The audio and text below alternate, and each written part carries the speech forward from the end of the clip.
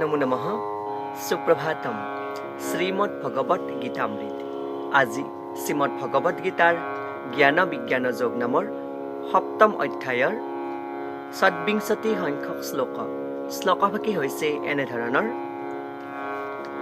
বেদাহং সমাৰ্তিতানি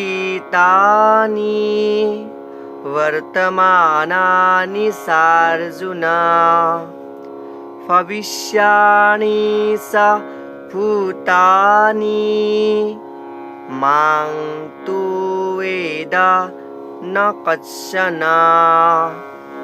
এই বিশিষ্ট শ্লোকভাগীৰ বক্তা হৈছে শ্ৰীমদ ভগৱত শ্ৰীকৃষ্ণ।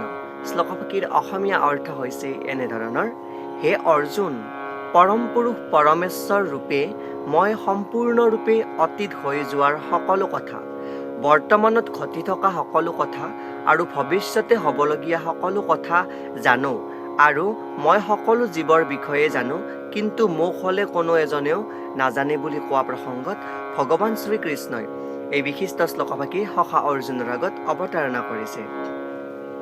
শ্লোকভাগীৰ তাৎপৰ্যাৰ্থত ভাষ্যকাৰে উল্লেখ কৰিছে যে সাধাৰণতে মনুষ্যতকৈ বেলেগ ধৰণে আচৰণ কৰি ভগৱান কৃষ্ণই স্পষ্টভাৱে কৈছে যে অতীতত কি ঘটিছে, বৰ্তমানত কি ঘটিব আৰু ভৱিষ্যতে কি ঘটিবলৈ গৈ আছে সেই বিষয়ে তেওঁ সম্পূৰ্ণভাৱে জানে।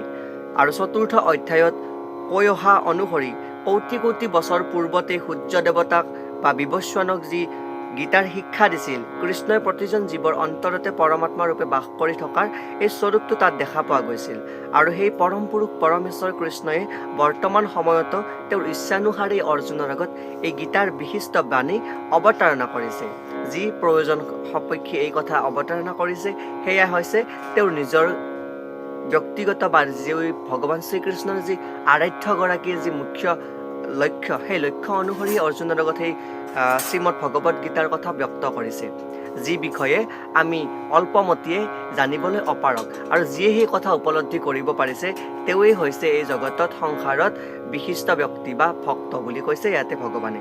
আৰু সেই প্ৰসংগত সূৰ্য চন্দ্ৰকে আদি কৰি বহুখিনি কথা অৱতাৰণা কৰিছে, কিন্তু তেওঁ পৰম পুৰুষ পৰমেশ্বৰ ভগৱানৰ কৃষ্ণক বুজিব পৰা সম্ভাৱনা নঘটে বুলি ইয়াতে উপস্থাপন কৰিছে, কিয়নো ভগৱান কৃষ্ণৰ যি আৰাধ্য ৰূপ, সেই আৰাধ্য ৰূপটো সঁচাকৈ কল্পনাৰো অতীত বুলি আমি ক'ব পাৰোঁ।